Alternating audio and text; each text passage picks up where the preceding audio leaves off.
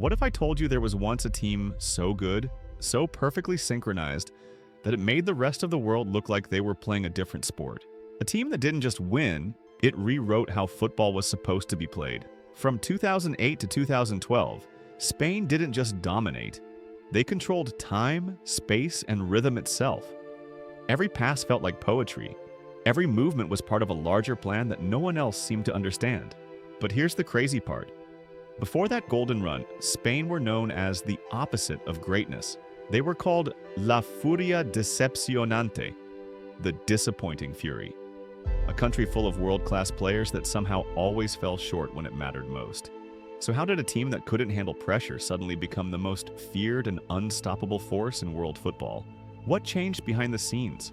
And why, years later, do experts still call them the most dominant national team in football history? This is the story of how Spain built a footballing empire, a system that combined genius, discipline, and beauty, and for 4 unforgettable years made them truly unbeatable. Before Spain ruled the world, they were cursed by it. For decades, the Spanish national team was the definition of unfulfilled potential. They had stars from Raúl to Hierro, from Guardiola to Mendieta, yet every major tournament ended the same way. Heartbreak. Quarterfinals, penalties, chaos. It became a national tradition to dream big and collapse under the weight of expectation. The phrase, "we played like never before but lost like always," was more than a joke. It was an identity. Spain was beautiful to watch, but they didn't scare anyone. They were a talented team without a soul. And then came Luis Aragonés, the man who changed everything. A fiery, stubborn coach who didn't care about reputations or egos. He walked into the locker room in 2004 and saw a group of superstars who played like strangers. His mission wasn't to build the best collection of players. It was to build a team. He made bold, unpopular choices, dropping legends like Raúl González, changing the captaincy, and preaching a simple philosophy: we'll win not because we're the most talented, but because we'll play as one mind. But behind his words was something deeper, a cultural shift. Spain was moving away from old-school football, full of chaos and long balls, towards something calmer, sharper, more intelligent. It wasn't just about attacking, it was about control. And to build that control, Aragonés looked to a generation that was quietly dominating at club level. Barcelona's midfielders, players like Xavi Hernández and Andrés Iniesta, weren't physically imposing, but they had something Spain had never fully trusted before: patience, precision, and total belief in possession.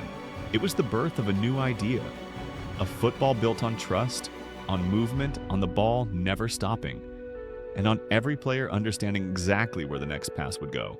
Luis Aragonés didn't just build a team, he built a philosophy. And at the center of that philosophy was one rule: if we have the ball, they can't hurt us. That single sentence became the foundation of Spain's transformation. It started with a system that wasn't revolutionary at first glance, a 4-1-4-1 formation. But what happened inside it changed football forever. The defensive midfielder wasn't just a shield anymore. He was the brain. Enter Sergio Busquets, calm as ice, always one step ahead. In front of him, Xavi and Iniesta orchestrated the rhythm like conductors in a symphony, turning short passes into a weapon. This was the birth of what the world would later call tiki-taka, a style that looked simple, until you tried to stop it. The philosophy wasn't about flair, it was about total control. Every player became part of a living organism. Fullbacks overlapped with perfect timing. Wingers drifted inside, midfielders moved in triangles, and even defenders started the attacks. For the first time, Spain wasn't reacting to opponents. They were dictating how the game would be played. Aragonés wanted every touch to mean something. If they had to make 30 passes before finding a shot, so be it. The point wasn't speed, it was suffocation. Slowly, methodically, Spain began to drain their rivals' energy and confidence. But for this new system to work, he needed more than tactics. He needed belief. Older players doubted it. Critics called it boring. They said it would never win big tournaments. Yet, inside the camp, something was building. A quiet conviction that this way of playing wasn't just a strategy, it was an identity. And that identity would soon explode onto the world stage. Because in 2008, the world was about to witness the moment Spain's philosophy turned into domination, when that quiet revolution became a golden empire. When Euro 2008 began, few believed Spain would even make it past the quarterfinals. They'd seen this story before. Talent, hype, and then disappointment. But this time, something felt different. Luis Aragonés had trimmed the ego out of the team. The locker room wasn't about names anymore, and it was about unity. From the very first match, the world noticed it. The ball moved like it was alive. Spain didn't chase, they waited. They didn't force, they lured. And once you stepped out of position, boom, you were gone. Their path through the tournament wasn't dramatic, it was surgical. Every match was a masterclass in patience and precision. When they faced Italy in the quarterfinals, their historic nightmare, and beat them on penalties, it felt like exorcism. A curse had been lifted. Spain went on to defeat Germany in the final. A 1-0 win, yes, but a statement of control. They didn't just win the trophy, they won their identity. When Vicente del Bosque took over after Aragonés, he didn't rebuild, he refined. He was calm, diplomatic, and deeply intelligent. He took the machine that Aragonés built and made it smoother, quieter, and even more efficient. By 2010, Spain's football wasn't just dominant, it was suffocating. Opponents couldn't touch the ball for minutes at a time. They'd press and press, but Spain's passing triangles never broke. It wasn't flashy football, it was chess played at lightning speed. By the time Euro 2012 arrived, Spain wasn't just the team to beat, they were the standard. They had already won Euro 2008 and the 2010 World Cup. Everyone knew their style, studied their moves, analyzed every triangle and passing lane, and yet nobody could stop them. Vicente del Bosque had turned Spain into something terrifyingly efficient, a machine that never panicked. No wild emotions, no chaos, no fear, just cold precision. The midfield, Xavi, Iniesta, Busquets, Xabi Alonso, and David Silva, was pure rhythm. They didn't play football, they conducted it. But there was a challenge. Strikers like David Villa were injured, and critics claimed Spain's system was starting to lose its edge. So what did Del Bosque do? He made the most controversial tactical choice of the tournament. He dropped the traditional striker and introduced the false nine. It was a move that stunned everyone. Cesc Fabregas, a midfielder, would start as the nominal forward.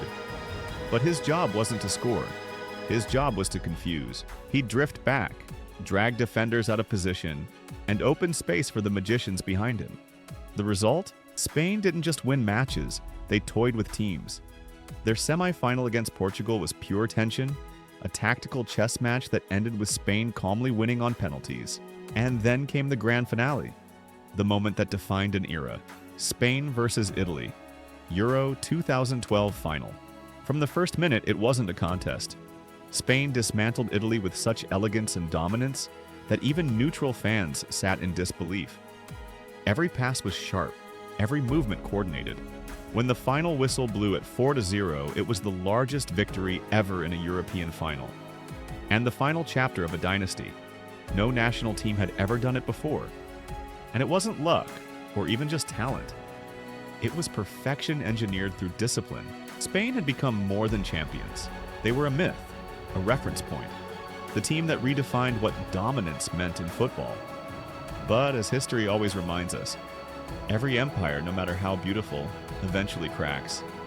And soon, the same system that made Spain invincible would begin to break them from within. When you look back at Spain's golden era, it's easy to focus on the trophies, the passing sequences, the highlights that loop forever on YouTube. But the real story, the reason they were unbeatable, goes far deeper than tactics or talent. Spain's dominance came from a perfect alignment, something that happens maybe once in a generation. A visionary coach who dared to break tradition. A core of players raised on the same football philosophy. And a collective belief that no individual, no matter how talented, was above the system. Luis Aragonés lit the spark. Del Bosque kept the fire burning. But it was the players, Xavi, Iniesta, Busquets, Ramos, Casillas, Silva, Alonso, who made it divine. They didn't play for the spotlight, they played for rhythm, for connection, for each other.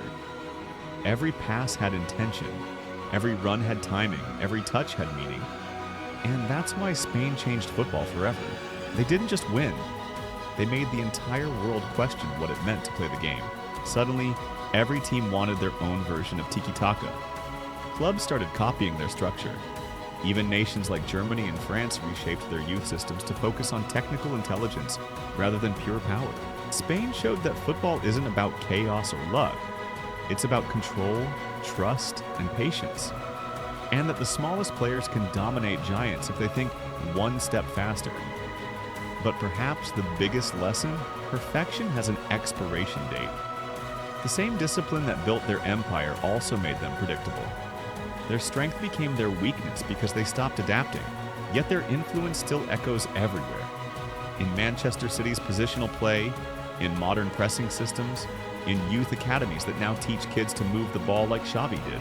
From 2008 to 2012, Spain didn't just create a golden era. They changed the DNA of football.